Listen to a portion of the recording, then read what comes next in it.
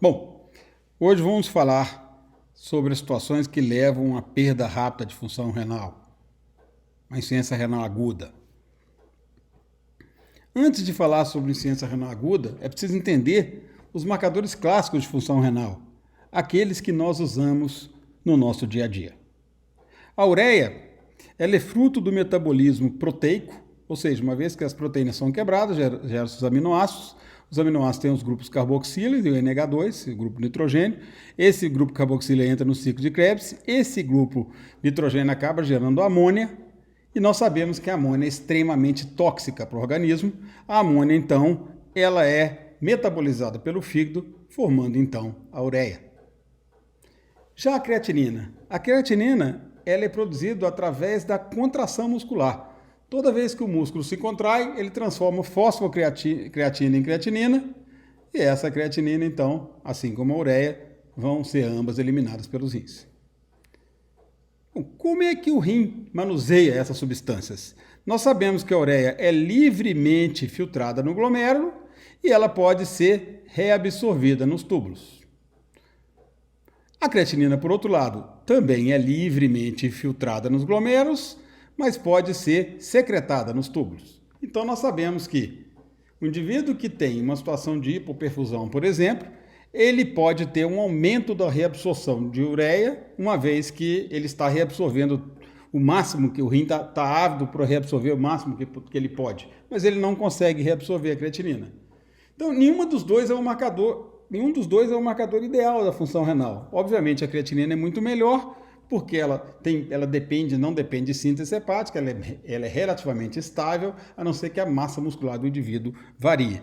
Mas a creatinina, nós sabemos que ela pode superestimar a função renal, uma vez que parte da creatinina que aparece na urina final não foi filtrada pelo glomérulo e sim secretada pelos túbulos. Bom, então, quais são as situações que podem aumentar a ureia? Qualquer situação que aumente o catabolismo. Ou seja, o indivíduo que está hipercatabólico, praticamente qualquer indivíduo em terapia intensiva, em emergência, ele pode aumentar a sua ureia. Indivíduos com febre, indivíduos que estão usando corticoide, indivíduos que estão com sangramento no trato gastrointestinal, vai reabsorver a hemoglobina vai ser quebrada, vai gerar amônia no final, que vai ser metabolizada pelo fígado e gerar ureia. Situações em que há um aumento da reabsorção renal da ureia, qualquer situação em que há um aumento da reabsorção no rim. Situações de hipovolemia, por exemplo, em que o rim está ávido a reabsorver tudo o que passa pelos túbulos, a ureia vai aumentar. A creatinina não tem como aumentar essa situação, porque ela não pode ser reabsorvida. E, obviamente, qualquer situação que leve a uma diminuição da taxa de filtração glomerular, que é insuficiência renal aguda. Já situações em que há uma diminuição da síntese hepática de ureia faz com que a ureia caia. O indivíduo pode ter uma ureia baixa e pode ter uma insuficiência renal avançada. É o caso típico dos hepatopatas. Já a creatinina tem menos fatores confundidores. Ela vai, na maioria das vezes, ela vai aumentar porque houve uma diminuição da taxa de filtração glomerular. Então, ela marca melhor a taxa de filtração glomerular. E nós sabemos também que a creatinina pode aumentar se nós usarmos algum tipo de medicamento que inibe a secreção tubular de creatinina. Alguns poucos medicamentos fazem isso. A cimetidina, por exemplo, o trimetoprim também faz.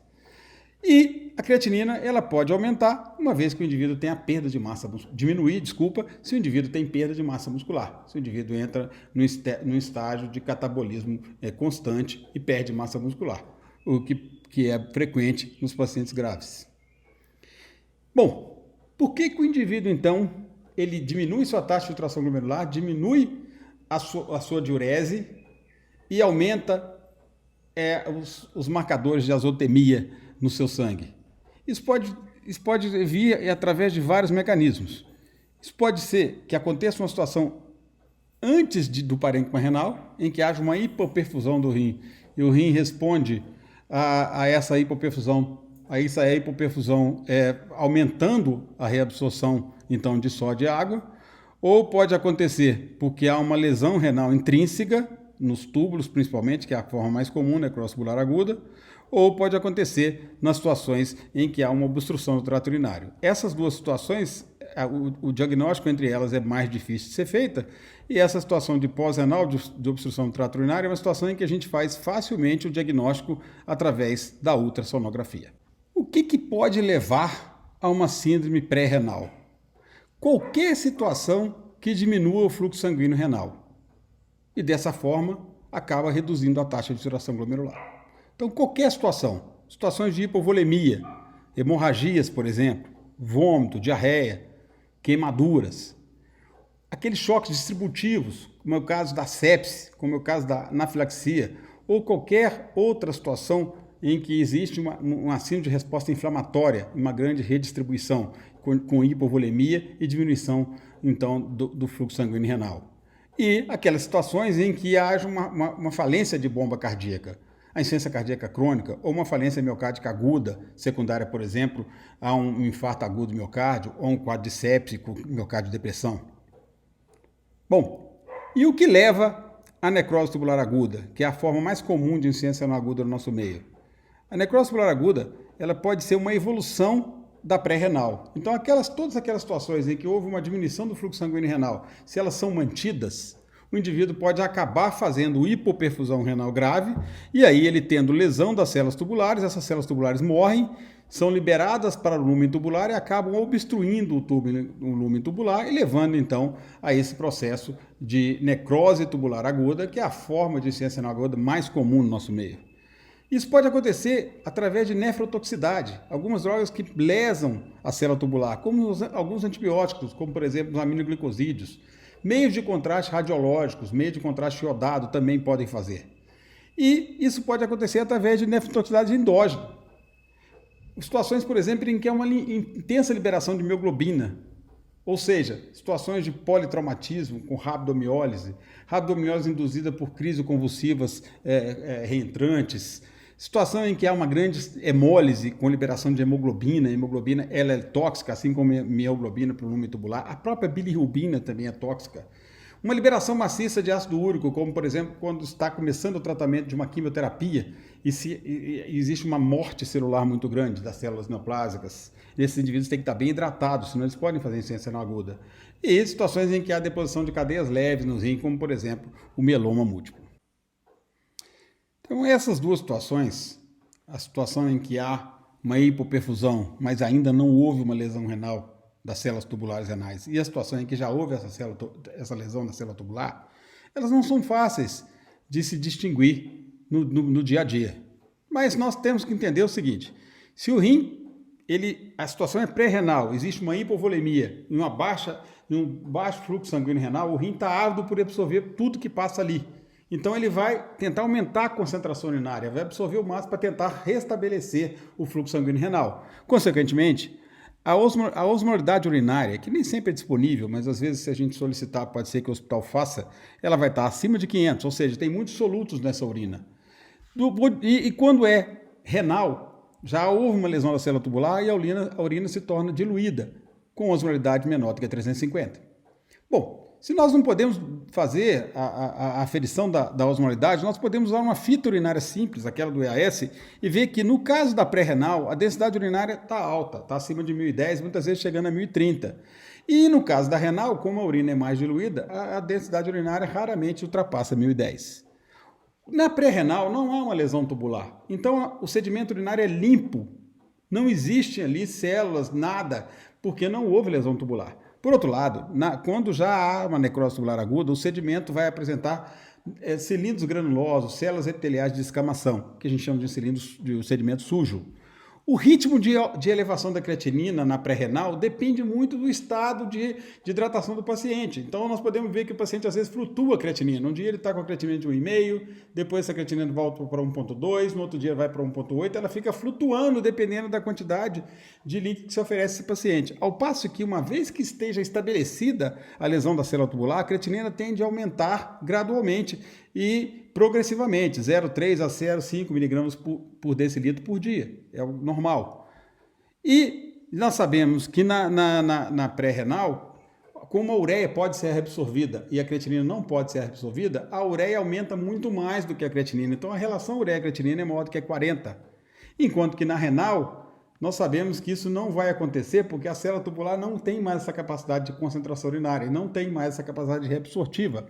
Então, a relação ureia-creatinina é menor do que 30. Esse é um exemplo clássico de um sedimento urinário sujo de um paciente com necrose tubular aguda. nós podemos ver então cilindros granulosos e células epiteliais de escamação abundantes. E qual seria uma outra ferramenta para avaliar essas duas, fazer o diagnóstico diferencial dessas duas situações? É o FENA. O que é o FENA? O FENA é a excreção fracionada de sódio. Como fazer o FENA? Inicialmente nós precisamos apenas de uma amostra de sangue e uma amostra de urina. Dosa-se o sódio na urina, dosa-se o sódio no plasma, dosa-se a creatinina na urina, dosa-se a creatinina no plasma. E se divide a concentração de sódio na urina pela concentração de sódio plasmático, dividido pela concentração de creatinina na urina, pela concentração de creatinina no plasma. Isso parece complicado, mas o mais fácil de entender é isso. Se aumenta a concentração de sódio na urina, e isso vai acontecer numa pré-renal? Não. Nós sabemos que na síndrome pré-renal, o rim está ávido por reabsorver todo o sódio que chega ali. Então, o sódio não aparece na urina final. Se o indivíduo perdeu a capacidade de reabsorção de sódio, porque a célula tubular está morta, aumenta a concentração de sódio na urina e isso aumenta o FENA. Então, nós teremos, na síndrome pré-renal, o FENA sempre menor do que 1%, uma menor excreção fracionada de sódio. E na necrose tubular aguda estabelecida, um FENA maior do que 2%. Então, nós terminamos aqui o nosso quadro de diagnóstico diferencial, associando também o FENA. FENA menor que 1% pré-renal, FENA maior que 2%, doença renal já parenquimatosa estabelecida. Bom, nós sabemos que, além dessas etiologias da insuficiência renal, pré-renal, nós temos algumas situações raras, mas que acontecem. Nós podemos ter algumas glomerulonefrites, levando a perda de função renal muito rápida, mas aí normalmente tem uma história, tem tudo que leva a gente a pensar nisso, e a gente já falou sobre glomerulonefrite fatalmente progressiva. Podemos ter a nefrite tubulointersticial, e isso sim pode ser confundido às vezes, porque pode acontecer com o paciente em terapia intensiva, assim como a necrose tubular aguda. E isso é secundário, por exemplo, a drogas ou algum tipo de infecção que o paciente vai ter, e ele vai ter uma urina com muita piúria. E mais raramente causas vasculares, como por exemplo a hipertensão arterial maligna ou obstrução de uma artéria renal. Então a necrose tubular aguda é a forma mais comum de insuficiência renal aguda no nosso meio. As causas nós já vimos, é baixo débito cardíaco, é nefrotoxicidade, é hipovolemia. Obviamente, os indivíduos que já têm algum grau de lesão renal, como nefropatas prévios, indivíduos que é diabético, indivíduo hipertenso, indivíduo cardiopata, tem uma propensão maior a fazer esse tipo de doença. O sedimento é característico com cilindros granulosos, sem hematúria ou piúria e sem proteinúria. A nefrite tubulointersticial aguda, ela está associada a drogas, a infecções ou até a autoimunidade. Ela pode estar associada a sintomas sistêmicos, como febre, o rash ou a eosinofilia, e ela vai ter no sedimento uma piúria e hematura e uma proteinúria baixa. E nós podemos encontrar cilindros leucocitários. Necrose de papila renal é uma situação extrema, muito rara, mas que vai quando acontece um grande comprometimento da perfusão renal, muito maior do que a necrose tubular aguda, que é muito mais frequente. Então isso é multifatorial, está associado a vários mecanismos, pielonefrite, com obstrução do trato urinário, anemia falciforme por falsa hemização ali, tuberculose, cirrose hepática, abuso de analgésicos, os indivíduos com diabetes, vasculite, normalmente mais de um fator associa isso. Esses indivíduos têm febre, calafrios, têm cólica renal, têm muita dor, diferente da necrose tubular aguda, e tem hematúria. E existe uma perda súbita de função renal, principalmente no paciente diabético, ou quando o indivíduo tem obstrução do trato urinário e já tem pielonefrite crônica. Existe uma outra doença que é rara, mas a gente precisa lembrar, que é a doença ateroembólica. É uma doença vascular ateromatosa, que são os indivíduos que têm doença, que têm vasculopatia difusa, indivíduos que já têm aneurisma de aorta, tabagistas, por exemplo. Essa doença pode acontecer de forma espontânea, forma-se êmbolos de colesterol que vão embolizando o organismo todo. O indivíduo vai fazer, por exemplo, isso aqui, que é chamado de síndrome do dedo azul. Né? Você está vendo que tem êmbolos na periferia e vai fazer também esse quadro de livedo reticular. Isso é muito mais comum após algum tipo de procedimento, como um cateterismo cardíaco, por exemplo, como uma angiografia. Né? Então, quando existe uma perda de função renal após um procedimento endovascular, vamos pensar na possibilidade disso aqui. Isso aqui cursa com complemento baixo, a hematura leve e com eosinofilia. É típico dessa doença.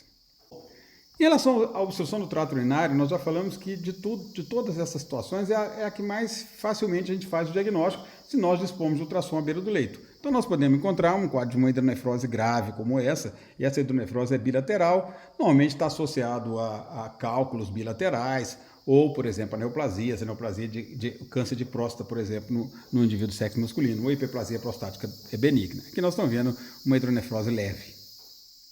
Nós sabemos que a lesão renal aguda responde por 1% das internações hospitalares. Ou seja, uma pequena parcela dos pacientes são admitidos com insuficiência renal aguda. Isso é raro, não é frequente.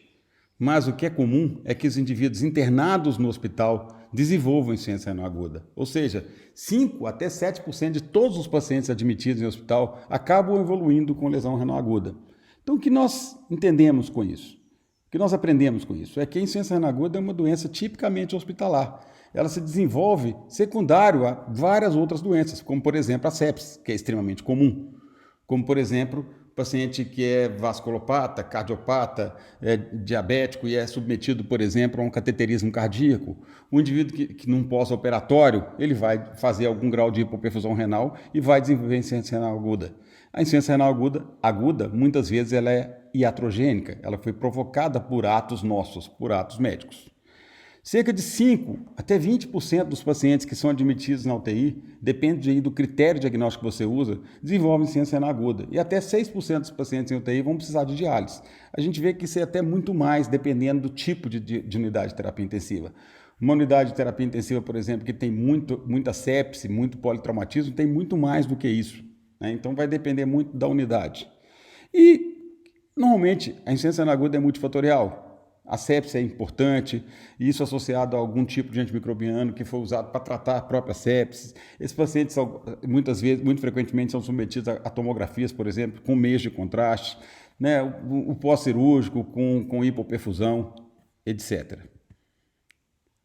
Independente da causa, seja lá qual for a causa, obviamente ali dentro do rim vão ter fatores vasculares, fatores inflamatórios e fatores tubulares que vão interagir, fazendo com que o indivíduo então perca a sua função renal por um determinado tempo.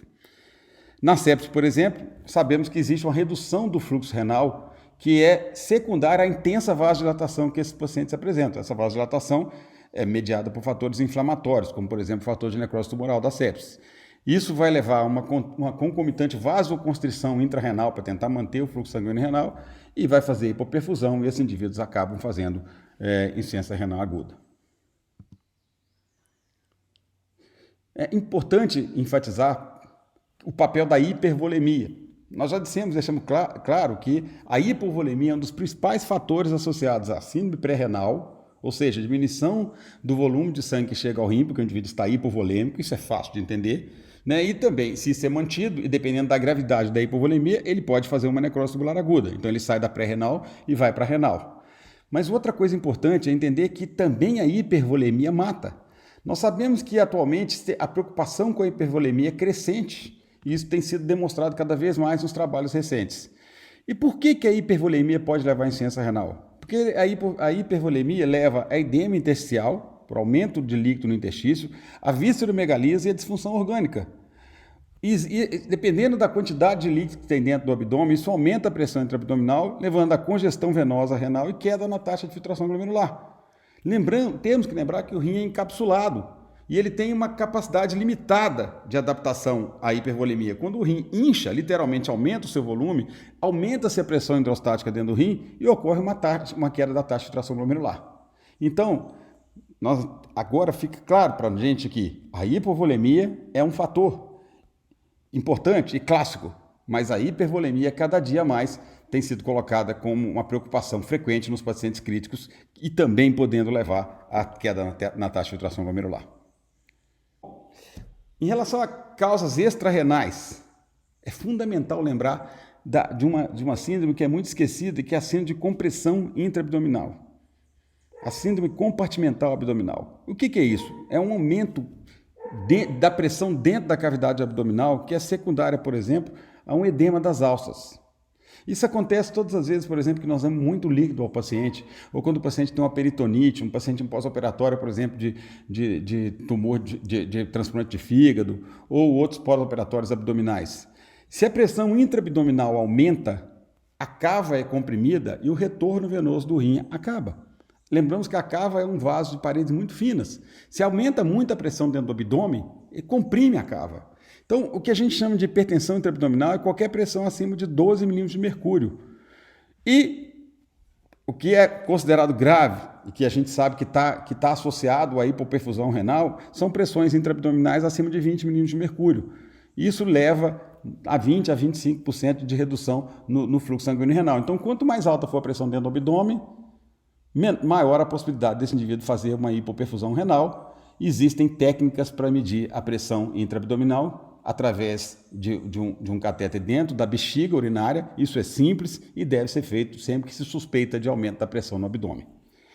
O pulmão também é importante. A gente sabe que existe lesão renal induzida pela ventilação mecânica. Então, a ventilação mecânica, pelo próprio processo inflamatório que ela provoca, levando a liberação de mediadores inflamatórios, porque o pulmão é estirado, e também pelas consequências hemodinâmicas da ventilação mecânica.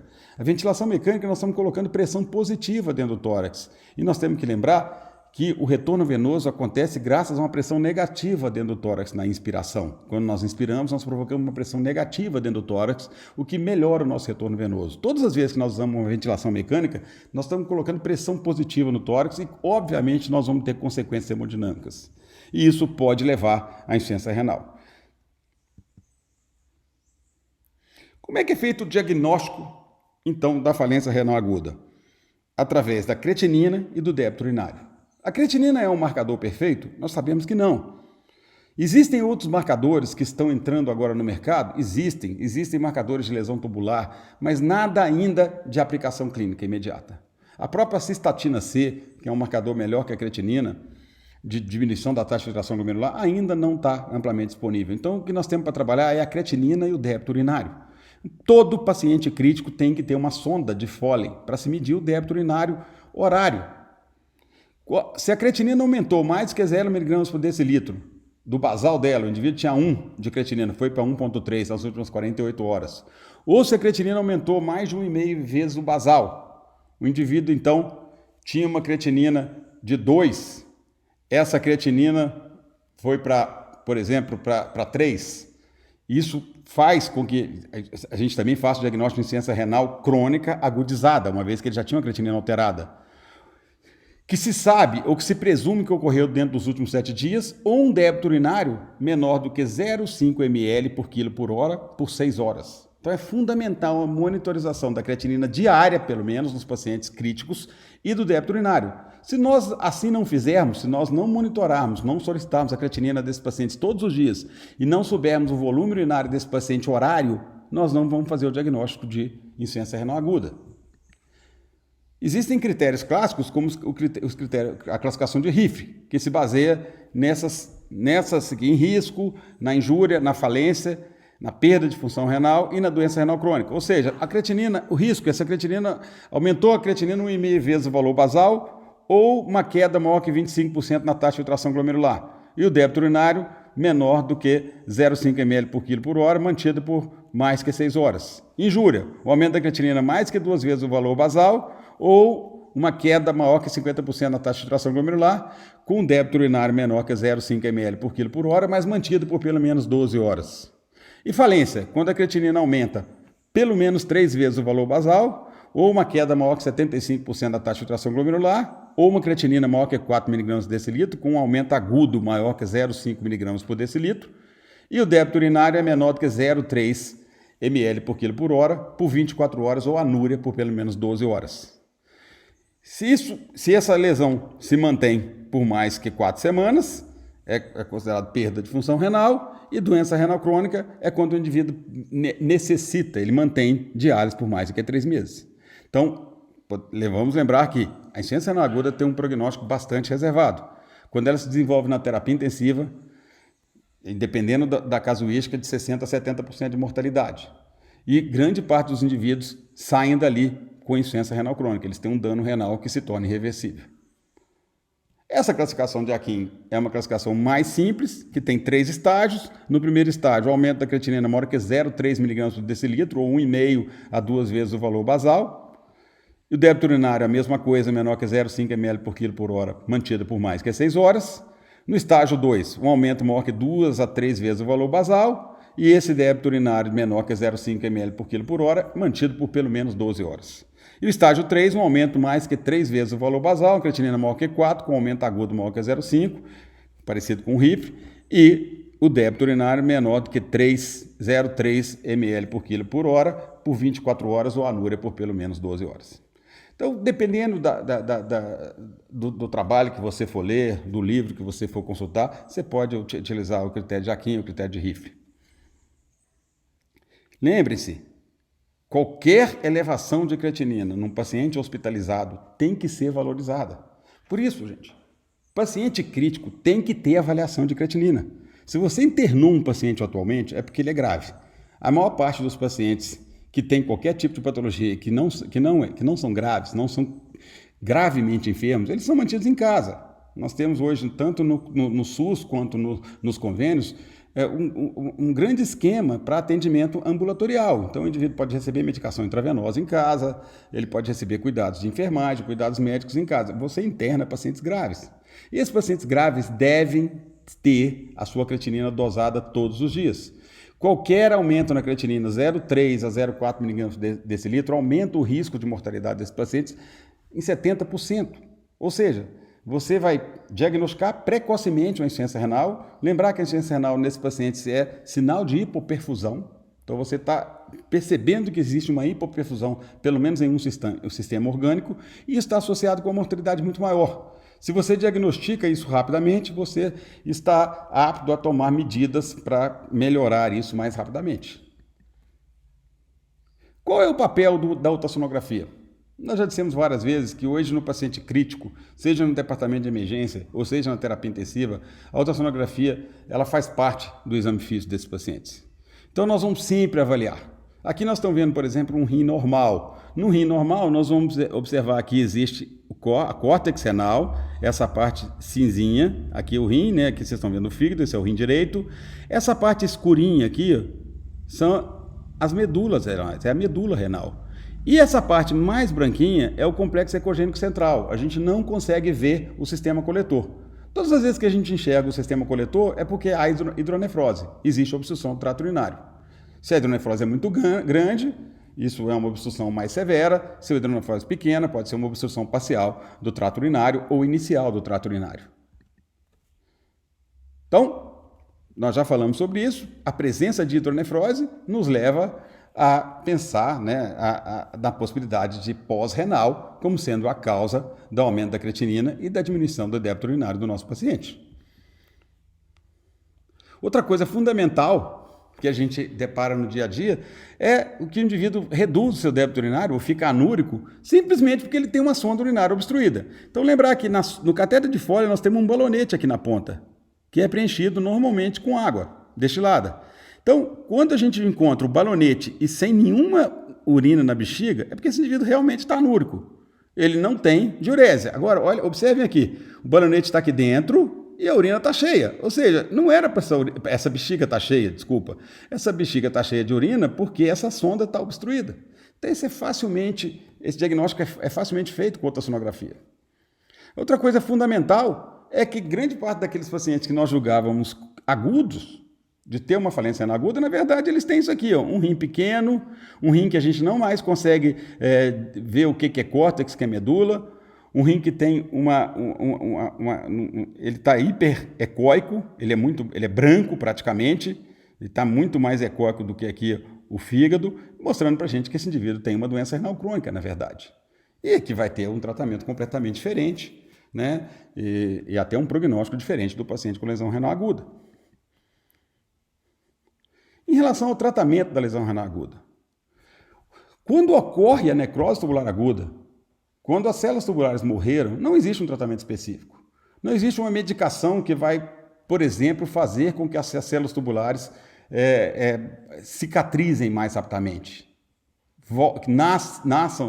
Que venham a nascer novas células tubulares mais rapidamente. Apesar de ter um processo inflamatório envolvido, o uso de corticoides, por exemplo, não se mostra benéfico, exceto na nefrite túbulo-intersticial, mas não na necrose tubular aguda, que é a principal causa de insuficiência renal aguda, como nós já dissemos. Então, o que nós temos que fazer é manter o nosso paciente vivo até que esse paciente recupere a função renal espontaneamente. E algumas vezes, nós já dissemos isso, que a lesão é tão intensa que esse indivíduo jamais recupera a função renal e vai evoluir para a insuficiência renal crônica. Bom, nesse caso é fundamental fazer um suporte hemodinâmico, corrigir a hipovolemia. Muitas vezes a hipovolemia é um fator associado, né, séptico, mais hipovolemia, por exemplo. Então, manter esse paciente com um bom balanço hídrico para que ele não fique hipovolêmico e também para que ele não fique hipervolêmico.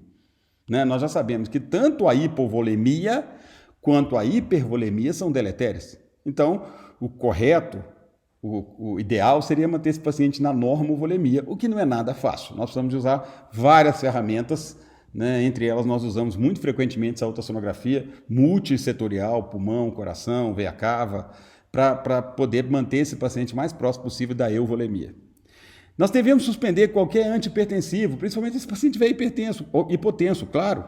E qualquer outra droga que possa levar à hipotensão ou droga que possa reduzir a taxa de filtração glomerular. Então, os inibidores de enzima de conversão e os bloqueadores de receptor de angiotensina são drogas excelentes para o tratamento da insuficiência renal crônica. Eles preservam a função renal a longo prazo.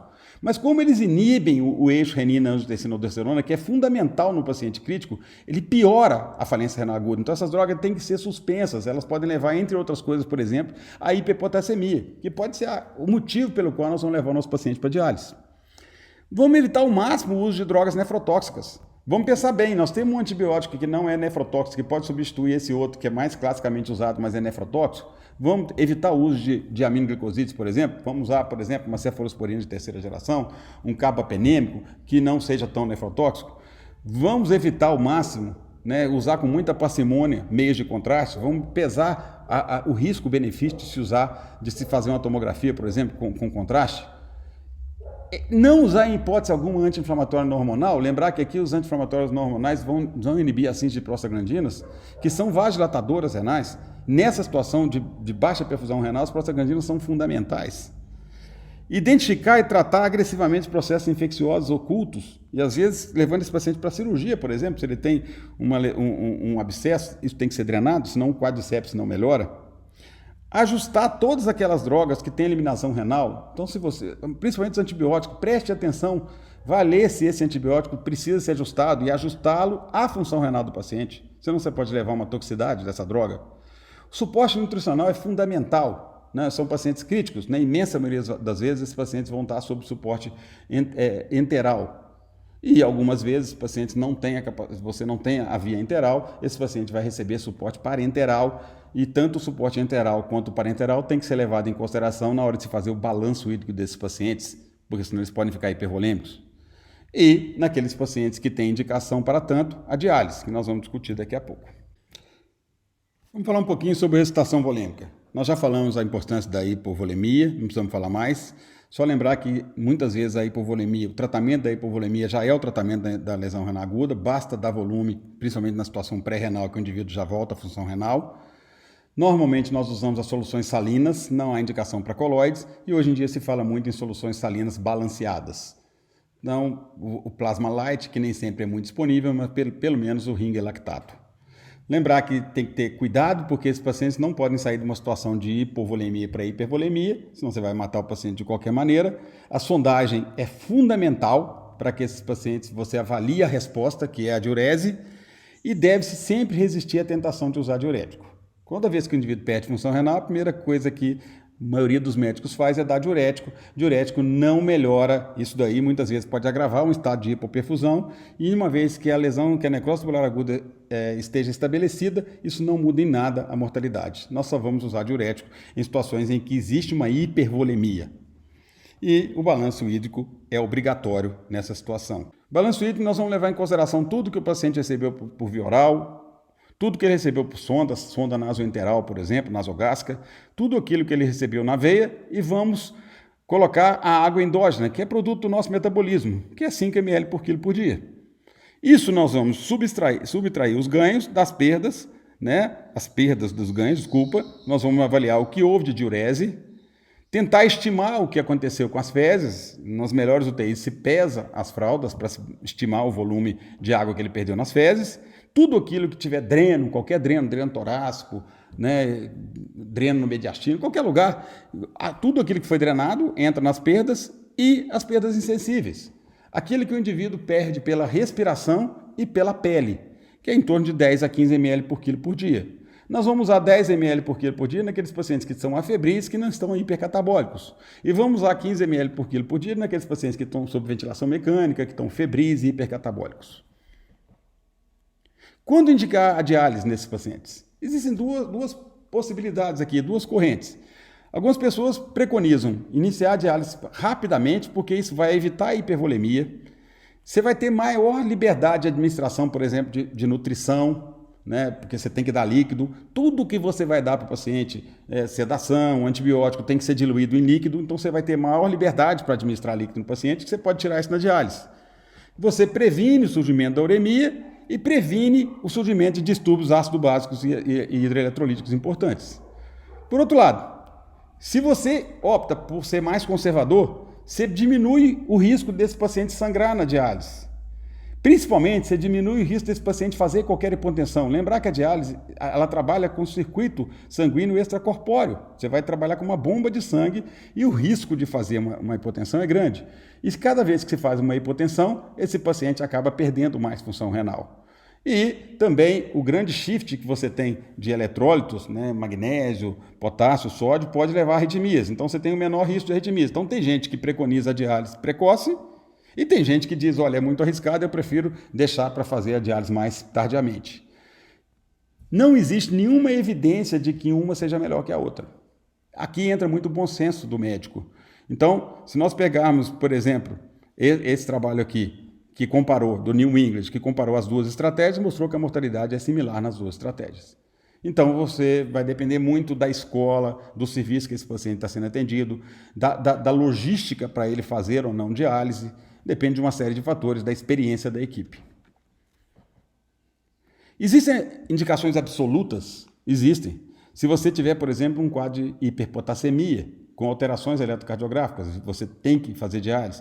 O paciente está hipervolêmico e não responde a diurético. O paciente tem sinal de pericardite urêmica, começa a ter atrito pericárdico, ou você viu através da ultrassonografia que ele já tem um derrame pericárdico associado à uremia. Os pacientes que você tem neuropatia, encefalopatia, isso aqui não é muito fácil de ver num paciente crítico. Muitas vezes ele está sedado e está sob ventilação mecânica. E não existe um nível de ureia, e ureia a gente sabe que o valor dela é baixíssimo, e também não existe um valor de creatinina que nos diga, ó, esse paciente tem que dialisar porque a creatinina passou de 5 ou passou de 6. Não existe esse valor. E como abordar a hipercalemia? Nós vamos falar sobre esse tópico, eu não sei se vocês vão ver isso em outra matéria na faculdade. Nós devemos tomar inicialmente medidas para antagonizar o efeito do potássio sérico na célula miocárdica. Então, nós vamos abordar a hipercalemia dependendo da gravidade dela e principalmente através das alterações eletrocardiográficas. Se houver uma onda T apiculada, principalmente se houver um alargamento do espaço QRS, é uma urgência se iniciar essas medidas. Então, o gluconato de cálcio, dado endovenoso lento, ele não muda o nível de potássio sérico, mas ele antagoniza a ação do potássio. Nós vamos usar medidas que visam redistribuir o potássio sérico, ou seja, jogar o potássio para dentro da célula. Nós sabemos que a insulina é um hormônio que faz com que o potássio entre dentro da célula. Então, se nós infundirmos glicose nesse paciente, se ele é não diabético, ele vai liberar a insulina e a insulina vai redistribuir esse potássio. Ou se o paciente é diabético, associar a glicose com a insulina. O estímulo simpático faz a mesma coisa, então nós podemos nebulizar esse paciente com fenoterol, por exemplo. E a correção da acidose. Todas as vezes que nós corrigimos a acidose, nós tiramos prótons H+.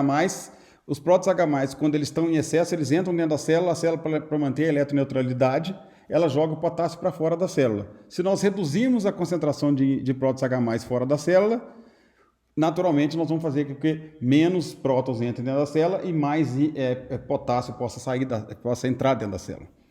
E para isso nós usamos bicarbonato. Nós vamos usar medidas que possam remover o potássio corporal total. E para isso nós podemos dar diurético de alça, principalmente se o paciente tem hipervolemia associada, cuidado se o paciente está hipovolêmico.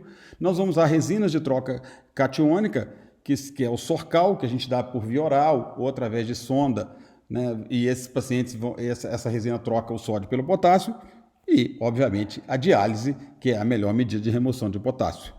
E lembrar sempre, prestar atenção se esse paciente não estiver usando nenhuma droga, por exemplo, que possa levar ao potássio, que é o caso do IECA e do BRA. Voltando a falar sobre os métodos dialíticos, nós já falamos que não existe diferença entre se iniciar precocemente ou se aguardar mais. E nós vamos falar agora só quais as modalidades de diálise. Existem métodos que são considerados intermitentes, ou seja, são mantidos durante algumas horas e depois são repetidos diariamente ou a cada 48 horas, e métodos que são considerados mantidos continuamente. O paciente fica ligado na máquina por dias.